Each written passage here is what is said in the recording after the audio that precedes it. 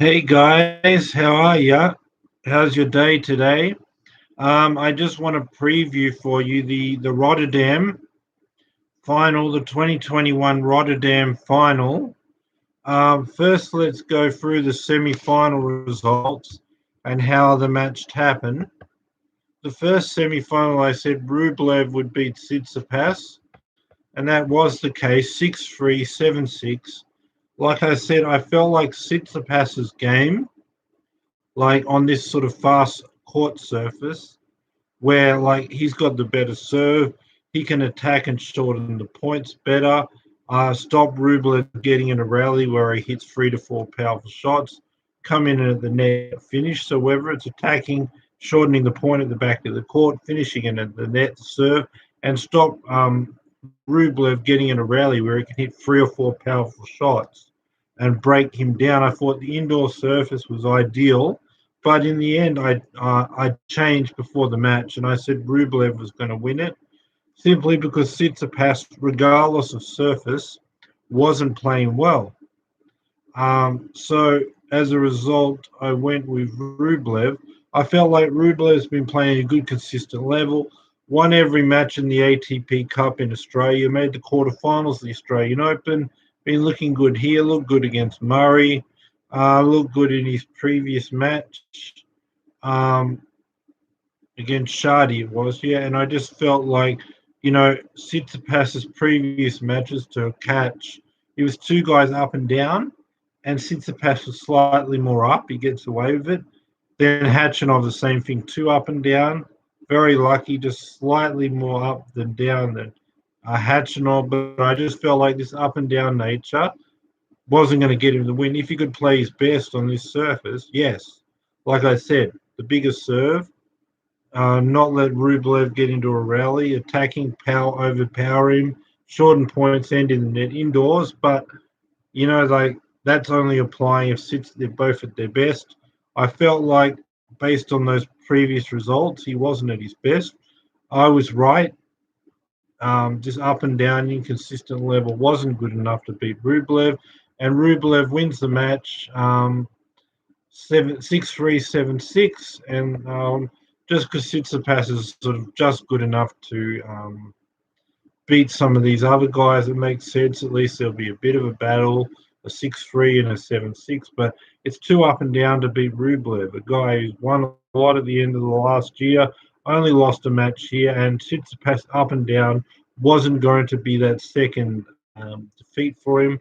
He would have to be a Tsitsipas at his absolute best, serving, attacking from the back of the court, shortening, finishing in the net.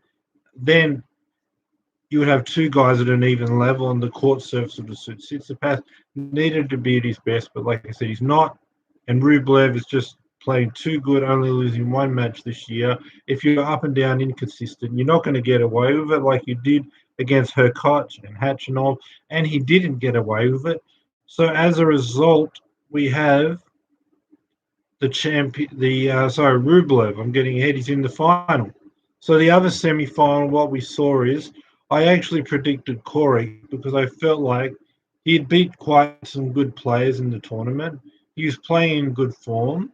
I looked back to what he did in 2018. He beat Federer twice. He was really sort of pushing the top 10. And I just felt like this guy's on track to do big things. Haven't seen that sort of level since then, but I felt like Corey getting to the semi-finals back, and someone like Vucevic, who is ranked much lower than him, um, yeah, I just felt like he should be able to win. That's just sort of my feeling. But I was wrong. This match was a shock, and yeah, and it was a shock and all of that. But then I just felt like that Corey really like he should have won the match. So, but he didn't. So, an upset. But I just felt like if you look at their rankings, which I'm trying to work out now, Vucevic is his ranking. Sorry, guys, he's 59. Yeah. So I just felt like I'm not going to look at Coric's ranking, but I know it's much more than 59. At least it used to be. But I just felt like, um, Koric's been up there close to the top 10. Vucevic hasn't. He's never really been inside the top 50. He's never really done anything. And Coric got it when he got at his best level. He beat Federer twice. He was challenging Djokovic. He was on this kind of a level. And I just felt like a guy who's never been in the top 50. Plus, it looks like Coric had his game back. He was beating a lot of top quality opposition. And so I was assuming and feeling like he'd hit back that 2008 form that beat Federer twice, and that would be good enough to beat Vucevic.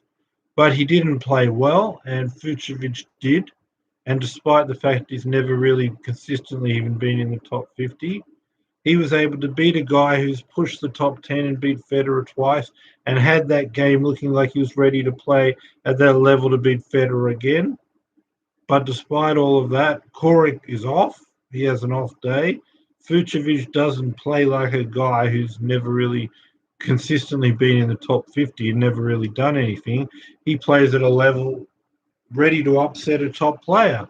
So that's good enough to beat Coric and good enough for him to be in the final. So now let's preview the final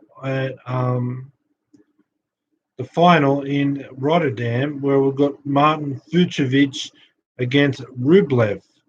I just think in this final, like I said, because Vucevic hasn't consistently been in the top 50, beating Korek after what he did in the past and pushing the top 10 and beating Federer and looking like he'd found that game again, I went with Korek. But like I spoke about, the upset happened. But now it's not beating Korek, but beating Rublev, who's lost one match last year. He's ranked 8 in the world. I mean, if you look at the ranking difference, we're looking at 59 versus 8. So there's 51 ranking spots. I just feel like, and Rublev is not 8 who's not playing like 8. He's 8 who just beat 6 in the world. He's lost one match. He won a whole lot of 500s last year. He got the experience of the top 8 tournament. Lately, it's only Medvedev that's giving the guy trouble.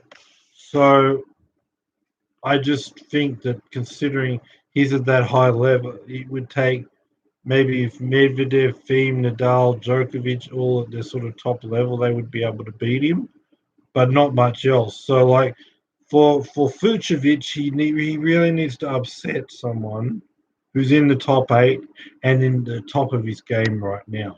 So maybe if Rublev had a bad game, if he played what he did in the semi-final, and Rublev had an off day, Vucevic could get the upset again. But I don't see that. I see a top 8 player who's at his best form right now, and it would take some of the best players in the world. Vucevic may be able to push him, but to get over the line, like Korek, like I said, he was good in 2018. He's been up and down since then. But this is a much tougher thing to say, I've got to now at 59 in the world beat the 8th player in the world, and you're not likely to get him on a sort of a bad day where he's not playing like 8. You actually probably like him to get him where he's playing like 4 or 5. So I just think this is, it was surprising what he did against Coric, but this is a whole other situation. Beating a guy who's 8 in the world, playing like he's better than 8 at his absolute top form, and you've never consistently had to battle and face these type of guys. You've never spent much time in the top 50 or 59 now. There's 51 ranking points. But I do think that level that beat Coric will make this match 2 tight, close sets. So I'm going to go to Rublev, but it's almost 50-50 whether it be 2 close sets or 3 sets to Rublev, because he's going to be playing at the level that's made the final. He's beat a lot of good players. It might not be good enough to beat Rublev at his best, but he could beat someone 20-15 in the world because he's playing at a level he's upsetting all these guys. So that's going to push Rublev to actually play the level he's been playing in order to win, which I believe he'll do. But it'll make it a battle. It'll make it, I would say, probably not 3 sets, but 2 very tight, close, straight sets in favor of Rublev. And I think it's 50-50, whether it be 2 close sets or he'll push it to a third set. But whether it's 2 or 3, I'm going to say Rublev. And I just think Rublev, with the consistency in the rallies and the power, as well as the consistency, he's just going to push Fucsovics around. He's going to control the points. And he's not going to be at any risk of error because he's going to say, I'm going to hit 2, 3, 4, 5, 10, whatever. Consistency without much risk of error, but a lot of those shots are going to be heavy with power and going to be controlling, and Fucsovics' defense is going to be tested. Like I said, Fucsovics, because he's at a level where he's ready to upset a guy of 15-20 in the world, that's going to be enough to make it a tight 2 set and possibly a smaller chance of pushing into a third. But in the end, Rublev's going to have too much. He's going to be the 2021 Rotterdam champion.